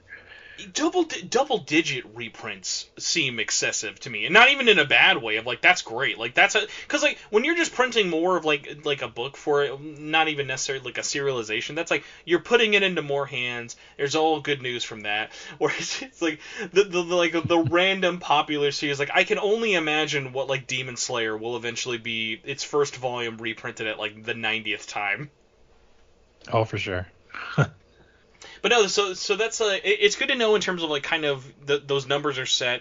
I mostly kind of want to know that because I think a lot of people, especially in most series, you can kind of like wait till the day of release, walk into the bookstore, you get it. I would say at least with this one, and obviously, hey, benefit to the company. I would say, guys, if you are even remotely interested in especially the standard cover, just pre-order both ahead of time. It's like you're under $30, you're securing those pre-orders, and everybody helps out in the end. Because like I am just kind of already gripping myself for when launch happens, and people are like, I can only find the collector's edition cover. Where's the standard cover? Oh, we think we have enough to be around for a bit, but yeah, like I said, we won't. It'll be some time before we're able to reprint it. So if you want it, make sure to get it. If you don't want to have to, it's suddenly out of print and you have to wait 6 months. Something. So I will say, I really, really hope everything works out and you guys can do the alternate covers. I was so glad when you guys announced the one for Barnes & Noble of just like more art the better, because like, hey, everyone kind of wins in those situations. You mentioned, and I'm not sure if this was, I think it actually was you, Hagane from the Velvet Network. I think you made a tweet about how I'm totally blanking on his name, but awesome other artist from South America suggested to you, or you suggested with him, to add Futaba onto a cover. And it was Genzo Man. Genzo Man, I was thank talking you. with him. Yes. He's a Persona 5 fan. I think he's a fan of the whole series, but I happen to know like he had just played through it. And I was asking him like, oh, who's the most popular girl? I think it's Futaba. I was like, yeah, with like the geeky, like otaku people, I'm like, that's the people that I want. Those are the people who are going to buy 2 covers for no reason. It's the same book on the inside, the dummies. They don't even know they're not going to open up that other one. They're just going to buy that other cover. That's all they need. So, like, was that kind of like the thought of like, okay, we know he's going to do another cover, kind of like, is it just that thing of appealing to kind of like least common denominator in terms of like what's most likely basically to get like butts in the seats, or like, if, let's say, if the other 2 do end up happening, are you going to kind of follow that? Because really, no offense to the original 3 covers, it's literally just Joker on all 3 fucking covers. It's just like his face on all 3. So I was very happy that you were able to kind of let them stretch their legs of like appealing to those like demographics and stuff with it, of like, okay, there's a lot of characters in this series. Let's stretch it out. Let's get people in there for it. And then we told Saito-san, we said, well, we think we'd like to do a Futaba cover. Like, could you do either her, or if you feel like drawing 2 characters, draw her and Joker, and he drew both of them. So he just really likes Joker. Oh yeah. But no, so the other funny thing, it got me like thinking though with like Volume 2 and Volume 3, are you gonna like test the waters again? I don't know like what the like kind of runtime in terms of like getting that first cover drawn was. Like, I mean, no, I'm sure if it was just like you guys kind of pitching you Genzo and Saito-san, you guys would come up with two other awesome covers. But like, has there been like kind of any thought of like what you would want to do? Maybe like, do we just pick like a pairing for each other of the covers? I know probably not even half of this much thought has gone into it already so far, but I'm just kind of spitballing here. I think we would. When we talked about it, we want them to look similar, like they're a series. So they'll all seem similar, the exclusive versions. Because I just need I don't know if you're very aware of this. Obviously, all of the girls in Persona 5 very popular. It's hard to find a not popular girl. Men, female covers very popular. If just any chance, maybe Volume 2, when it ended on Volume 3, just get my hopes up. If you guys just did Akechi and Goro, Akechi, and Joker, just the two of them, and just give Saito-san this quote unquote, this is the only reference you need to know, and I think he'll understand. Make it as gay as possible in the best way, because if you think, oh, people love Joker and Futaba, especially after Persona 5 Royal, because they basically make those two, if you want, you can make those two just be as boyfriend as possible in the best possible way. It opened up this like Pandora's box of like these two are canonically very married to each other. It would be a very on brand collector's cover. I think so. Well, here I'll tell you. Here's the description for Volume 3 that's not out anywhere yet. But like the back of the cover text is gonna say, oh, and in this series, Joker, his protagonist gets a name like they usually do in the anime. So it's Ren Ama Miya, just like in, I believe it's the same as the Persona 5, the main manga. But the first sentence is rivals Ren Amamiya and the famous high school detective Goro Akechi team up to solve the mystery of who did, etc. So they're like, it would be a good cover for Volume 3. It's a good cover, and this is more of a tease than a spoiler, everybody. There might be cross-dressing involved in that volume, and it might be very good cover bait. So I'm just saying, if we want to kind of even the odds there, you can make it a sausage festival, but one of them's dressed up. It'll just even the odds, make it a very confusing cover. If you look at this with me, hey man. If we do two girl covers, then the third one's two guys. Like, people are kind of stuck. Oh, I gotta buy this one. I bought the first two. There's only one left. Yeah, you've trapped him at that point. You've honeypotted him with the first two covers, and the third, you're like, oh, okay, I gotta get it. Okay, well, enough. I've said the magical word of the day of honeypotting, so I think it's time I stop debating everybody and get some listener questions. Are you still good on time? Oh yeah, no worries. All right, so we're just going to go through Discord because that was the first thing I had pulled up. So from the Discord, we have by TerraCraft Guy 695 says, for you, what is it like translating manga or art from Japanese to English? What do you do to properly convey the original art's meaning in the manga states in English? Well, a lot of it is finding I don't do any translation myself, of course. I can read a little. I can read some katakanas, and that's it. I can't read Japanese. I need all 500 kanji by the end of this episode. I'm just saying, we're both practicing. Well, it's funny. I was explaining to like my sister-in-law one time, like, oh, this is how katakanas work, and I was explaining to her like, look, this one says like kurisumis, like this says Christmas, and this says Megami, and she's like, are Japanese words just English words? Like, no, just the ones they use for katakanas usually. Japanese is the easiest language to learn until you realize kanji exist. Because I've studied it for 2.5 years, and I can maybe talk to a child. And I thought I was biggest brain man ever until I got to kanji, and I was like, oh my god, what is this language? And it makes me glad that other people have... Like, no one is ever like, oh, dude, kanji is easy. You're just a dumb guy from Kansas. No. Kanji is confusing and kanji is hard to learn. It's just a universal fact. But I hope we do a good job. When we got for this one... So the translator on the Persona 5 Mementos mission is Adrian Beck, who translated the Persona 5 manga for Viz. Oh, So that's nice. At least got they her have because consistency. yeah, so they're like, well, you know the property for sure. Let's get this person. And we have our great copy editor, Em Lamonte, who is just awesome. She finds all kinds of mistakes and stuff. Like ridiculous amount. It's awesome. Like, oh my gosh, I can't believe we almost sent this. What if we sent this to print without our editor looking at it? The stuff that she finds. So that's great. But yeah, it's a lot of just making sure that we find the right people who are in tune with the property to work on it in the first place. We have like in the past, long time ago, just send it. This person speaks Japanese, translate it, and then find out like, oh, this is a mess. I know that this doesn't make sense. Yes, it's a direct translation, but it doesn't make sense with the property, kind of thing. So you definitely have to find the right people. So next one's from Garatius. It says, how difficult was it to acquire the license for Memento's missions?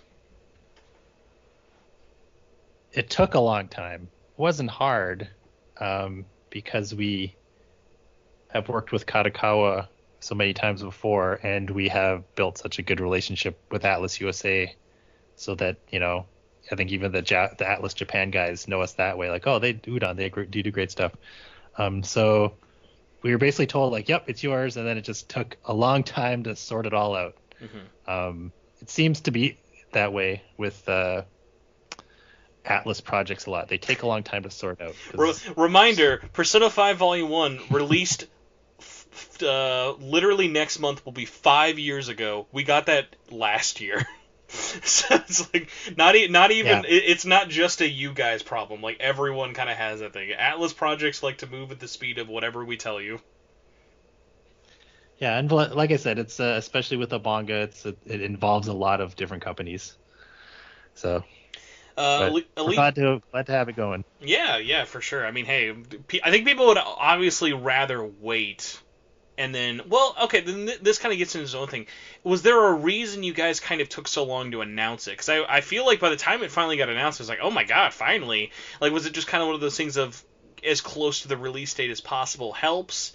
Or because, like, it had seriously almost been a year since Saito-san said it was coming, that I was getting to the point of, like, should I ask him if he just was mistranslating? Because it was like, it's been a while, dude. Well, like, he probably knew, like, oh, the deal's happening, but maybe it wasn't signed and they hadn't gotten us files yet, so we really definitely don't announce any dates until we have files in hand, because sometimes that can take way longer than you expect. Mm-hmm. if they're not as well organized as they thought they were, and ideally though we want to have like the book done before we solicit it too. So yeah, I don't know exactly what the timeline was for when he started hinting at that. There was that weirdness with another publisher, made a mistake about it, and then the pandemic hit and things probably slowed down a lot due to that too. So. Oh my god, I forgot. Yeah, there was a whole while where we thought it was someone else doing it, and then that just kind of got... No one ever really wanted to answer, to just kind of no one talked about it ever again, so we just all sort of like, okay, that was probably a mistake.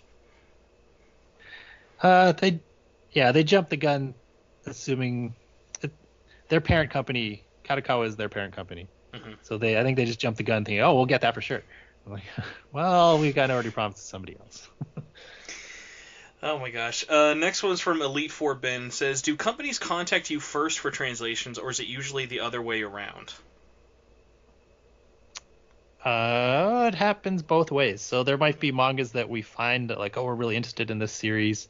But we did a series called Stravaganza, which is a manga, like a fantasy manga, and that's one that I found the Japanese version. I don't know, they kept recommending it to me on Amazon Japan, so I bought it. I'm like, oh, the art in this is great. Let's publish this. So we pursued. I found that, and so we went to the Japanese company and got the rights to do it. But at the same time, there's other series where a publisher will be like, well, we worked with you a lot. We seem to like this genre. Would you like to do this one? Or we have these other video game mangas. Are you interested in any of them? So it goes both ways. Let me see what another one. So we had another similar kind of question with that. When you guys do line up books though for it, how often are you ever actually in contact with the story writers? So it was very, very nice and kind of surprising to see you still working with Saito-san in terms of like getting new art commissioned for these releases. Sadly, it's not like a super kind of common thing for it, but like in Udon's experience, at least, how often do you guys try to still have a form of communication with the original, if not mangaka, at least story writer or consulting on the story? Oh, sometimes, not all the time. Sometimes we're lucky enough to do it. That again, For a like I lot said, of, that's why I was so surprised about Saito-san. But then also at the same point, he is so nice and humble about everything that it's like yeah, he's like the exception, unfortunately. And nothing against other authors out there. It's like he's just very passionate. Like if you tweet at him because he's still, I mean, he is like, I love you, Saito-san. I need someone to explain his Twitter handle to me. His Twitter handle makes no one will know his Twitter handle unless you know you're looking for it. Like as soon as there's an underscore for your second character, that's bad Twitter name. I'm sorry, but like if you tweeted him, he will react with you no matter what your like language is. Like I've had friends like send him fan art and he has replied in English, being very excited. Like that is a crazy thing you don't get from big authors out there. yeah, he's really gung ho and excited about this. But so he's a rare case. Some other books like we did say the Mega Man Megamix and Gigamix manga.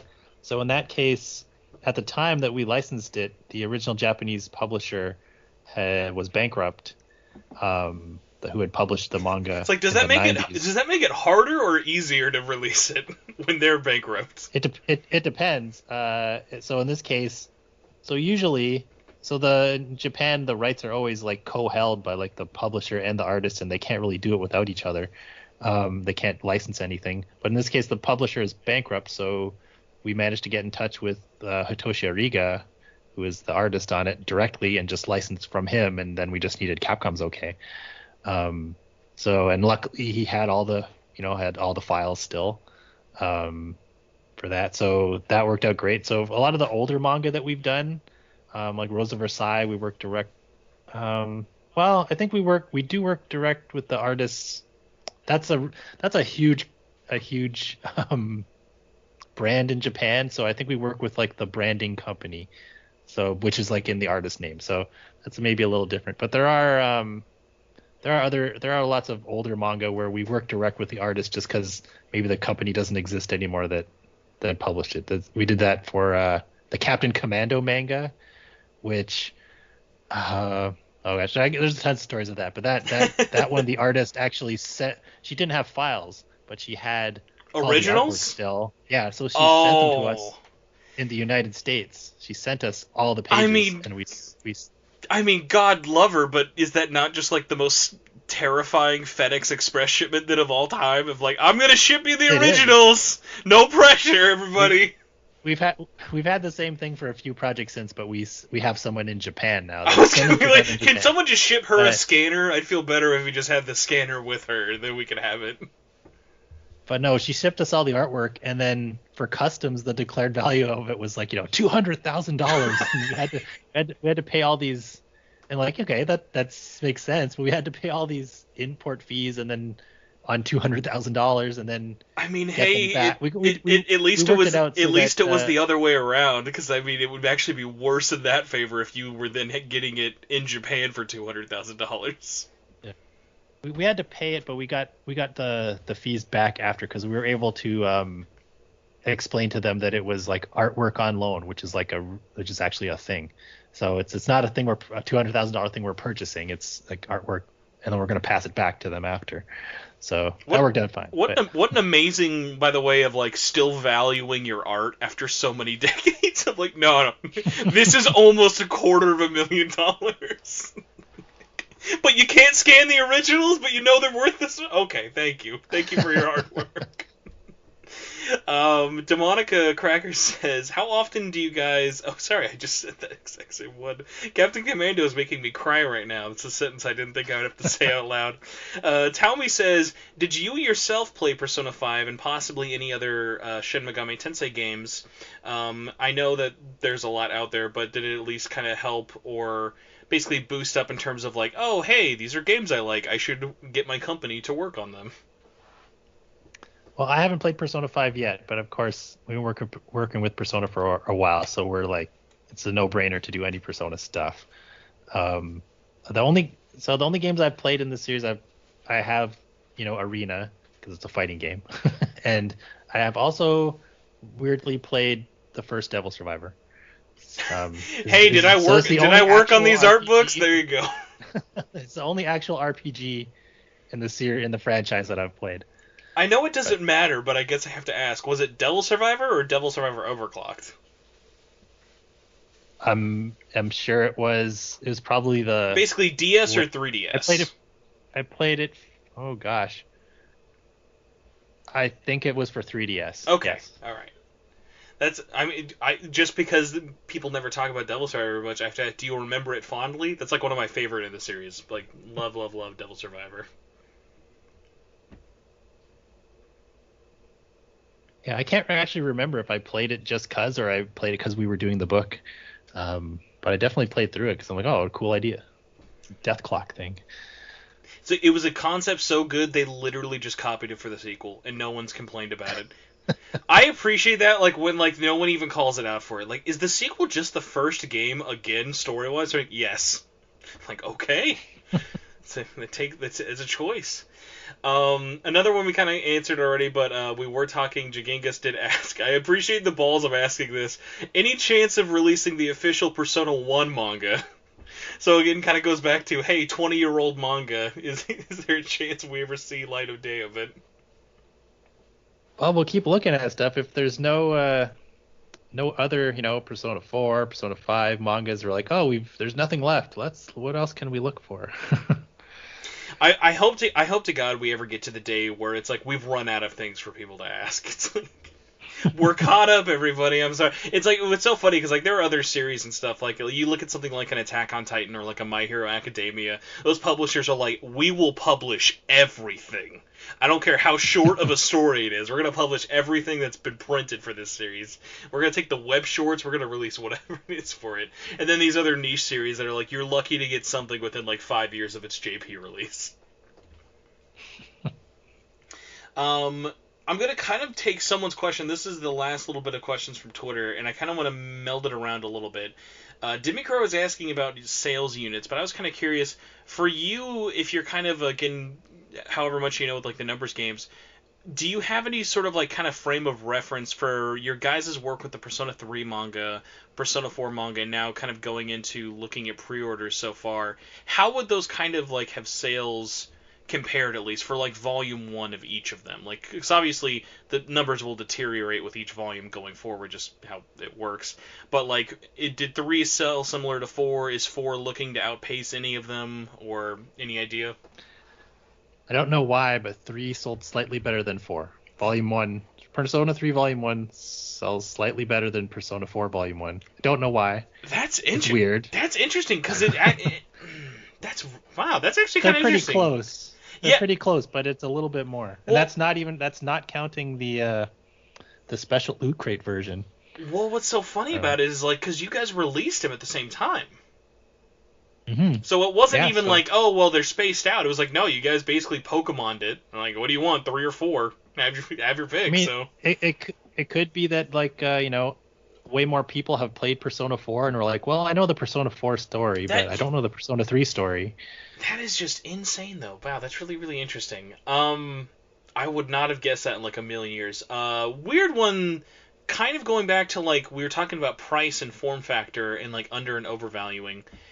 Was there ever a difference? Because I always wondered this. Why does Udon manga not have the more traditional manga size you see in the West, like a Viz or other publishers would have? I know there's like a dimension size, but why do you guys have like a larger print size? So is that a conscious decision, wanting to stand out, looking a little more premium?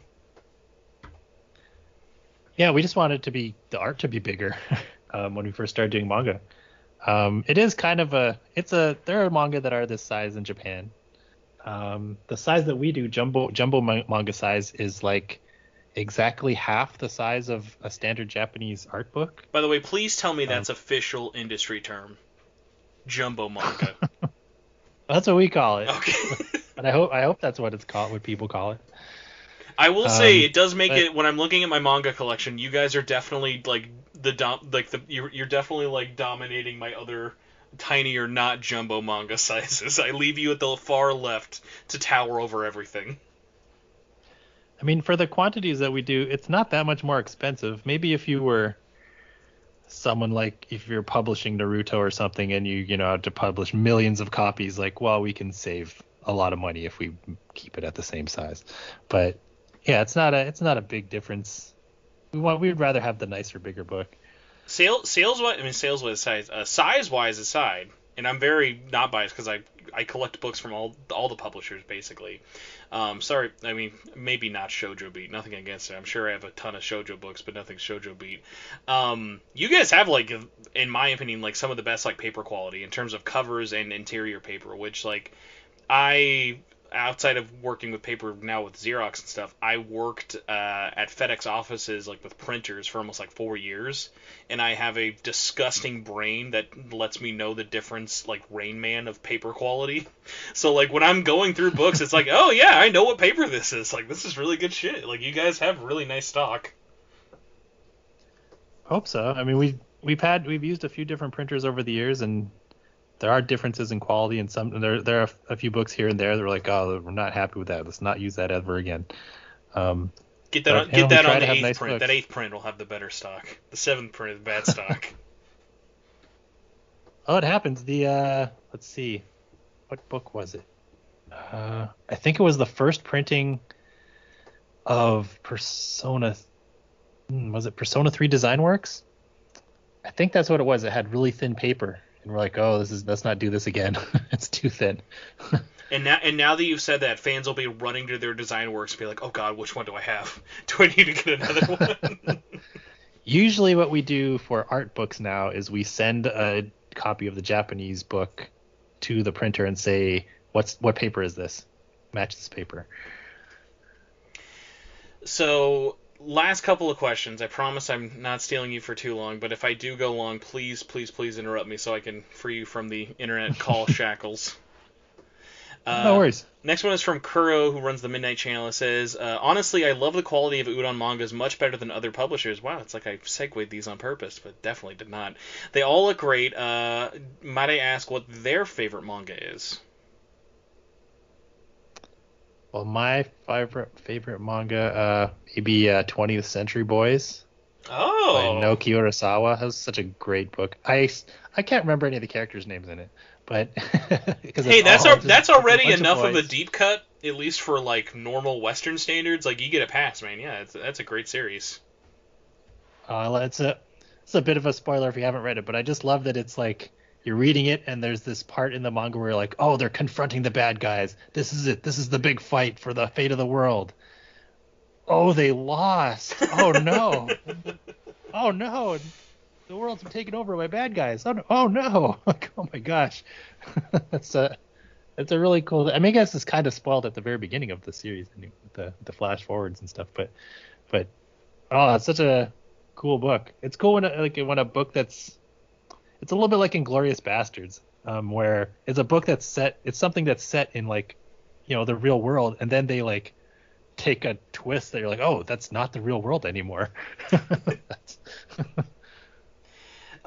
So we pretty much answered the other ones naturally through this. Persona Pat was asking about Memento's mission, just saying thank you for releasing it. Ultimax manga, please. Drizz was saying, what's it like working with the Bosons? You talked about what a hostage situation they've made your life the last 2 years, so it's been fun. Persona Forever. Oh, they're great. One day, when Matt answers my emails for his very related podcast, he'll be on. Then he can get the respect outside of me buying all of his games. But Persona Forever is throwing a wrench in here, but I appreciate really off-the-cuff questions. Says, I did some research on you, probably not that weird, so don't be too worried. He said he saw you were a Transformers fan. So what are your thoughts, if you have any, on High Moon Studios, if you played any of their Transformers games? Yeah, I played the first one. What was that? I didn't War finish it. for Cybertron or Fight for Cybertron? I always forget the names. They're great games. One of them is War for Cybertron. I forget. There's two of them. But I played the first one, and yeah, it was awesome. It was this is what the movie should have been. This is an awesome reimagining of the G1 characters.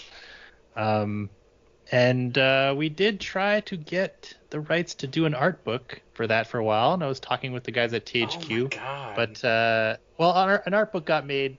IDW made it. They had, Yeah, I was gonna say, I feel like things. especially with like how Hasbro's got comics rights out the butt for all their Hasbroverse stuff. That's not that surprising, but that's such like an out there one, like almost of like, I guess if you guys ever got really bored or want to do something really weird, I don't know if you remember this, but Way Forward actually did one of those games on the 3DS, and I think maybe one of the DS ones. You guys could do like a really niche April Fool's DS Transformers Way Forward art book collab. That'd be cool. But yeah, I'm a big Transformers guy. Before I worked at Udon, I worked at Dreamwave Productions, and we had the Transformers license before IDW had it. And Dreamwave went bankrupt, and then IDW picked it up. I probably have not heard that company's name in like forever. Like what would that have been, like a decade ago? No, it'd been more than that, like almost like 20 years ago. 2004 is when they shut down. Gosh. So quite a while. And yeah, Udon is kind of a spin-off company of Dreamwave. Like Udon is people who quit or were fired from or whatever Dreamwave. Like it's like a refugee company at the beginning. I now need to like be weirdly nostalgic. I'm like looking up. I remember Dreamwave. I'm trying to find the logo. Here we go. I was like, I've not like even said the word Dreamwave for like so long. I was like, I had to like remember this. It was like the and thank you now, Dreamwave music, I guess, is a thing I've discovered. But I did find the logo. A big hand trying to crush your head or something like. It was waving you off into existence. So our last question by YouTube comment person, an egg lover extraordinaire, Vincent Eternal says, "How do you cook your eggs? Please and thank you." Me? Oh, usually fried, just sunny side up. Okay. See, everybody's different though for it. So and I feel like eggs is such like a safe question. Like you can't ask someone, "Hey, how do you like your eggs?" Be like, "What do you mean? Who would expect I eat eggs?" And everyone does it different. Like, man, I'm such a basic, boring, scrambled eggs person all the time. But, like, I love all and any eggs so that they're all equally exciting for me because I'm a grown man, apparently. I don't know why. We got yesterday. You ever do those pre-made food boxes? They kind of send you all the ingredients and then you cook something. So we did that for dinner. Yes, I have the opposite problem. Yeah. We did the trial one. And my wife liked it so much, she's like, "Why don't we do that more?" Like, well, we did that the other day, and following the recipe, and it was for like pork burgers and salad and stuff. And then at the end of the recipe, they're like, "Oh, and if you have some eggs, just make some fried eggs." And man, go with it. Like what? Why? It just said at the end of the recipe, and if you have some eggs, make some fried eggs to go with it. Oh, okay, with it. I was thinking like on top of the pork burger. I thought, oh, that'd actually be good, like a breakfast. Oh, maybe that was the idea. Okay. I didn't get it. No, it's like a side dish, some extra eggs on the side. No, yeah. So, oh man, yeah, those are great. No, I always want to do them more, but it's like they're great when you're doing them in the trial, and then when you actually have to start buying them, you're like, oh, okay, all right. It's less fun when I'm buying them now, but yeah, for that first go around to all the different 4 or 5 services until you run through all their free offers, and then hope that they've forgotten, and then you just change your addressing and then get more free food. Yeah. Well, Matt, thank you so much for letting me steal you for way too long on a Friday night, but you've just made an absolute blast of the podcast. Also, thank you again for the code. How long is Jack Frost going to be valid, just so I know how long I can put my Udon shill hat for? That's going to work until August 18th, so I think that should be a week after this airs. So. Perfect. Yeah, because basically we're recording this on the 6th. Patrons will get this on the 7th early, and then everyone's just going to get the show on Tuesday. So everyone will pretty much have over a week or so to hopefully spend frivolously, and if not, I'll know, because I won't get messages back, and I'll make you all feel very guilty. I think that's what people do with promo codes. I don't know. But yeah, so if people it should be working anytime now and until the 18th.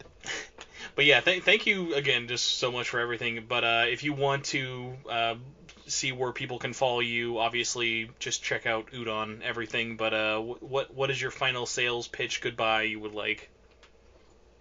Oh, if you want to follow me to do my own art, checking out my own Transformers art, or posting about Udon stuff, or just whatever industry stuff, my Twitter handle is Lilformers, Lilformers. It's the name of my old webcomic. And yeah, just check me out there. But otherwise, follow Udon, where Udon Ent, like Udon as in Udon Entertainment, at almost everywhere on Instagram or Facebook or Twitter. And yeah, we've got all kinds of cool stuff. Like I said, we've got more unannounced Persona stuff coming. So I'm like half tempted to just make the episode title of this just to be as clickbaity as possible. I'm like, we're announcing the Persona 5 art book just because you all probably missed the San Diego Comic-Con one. So we'll see if anyone's gonna call us out for this not being the exclusive premiere for the episode. Here, let me see if you can hear this. I'm gonna flip through this book here. Let's see. I don't know if that showed up. That felt like you needed 3 hands to flip through that. That was beefy. Was that like like? No, this is an unannounced Persona related book. Oh so no!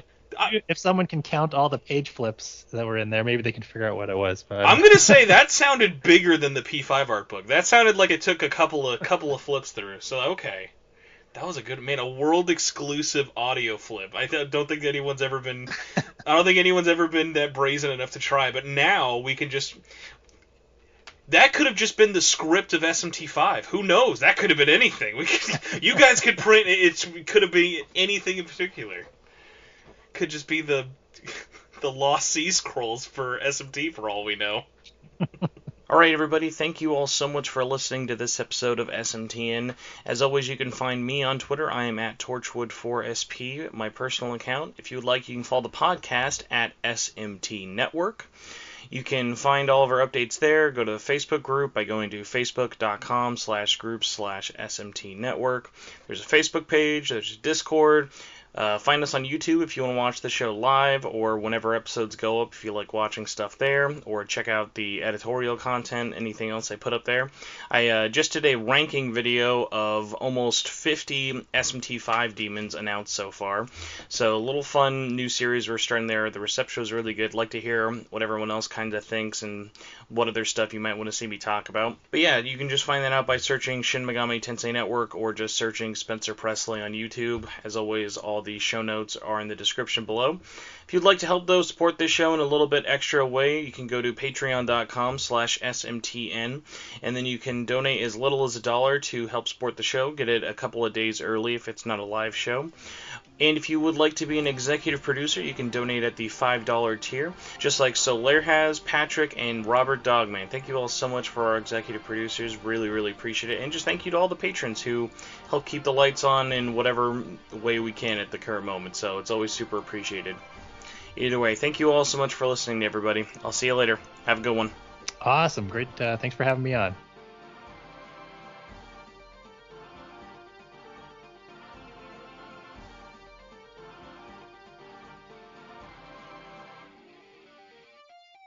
Like, for example, excuse me. That you committed through that. I appreciate that. It was like, oh, okay.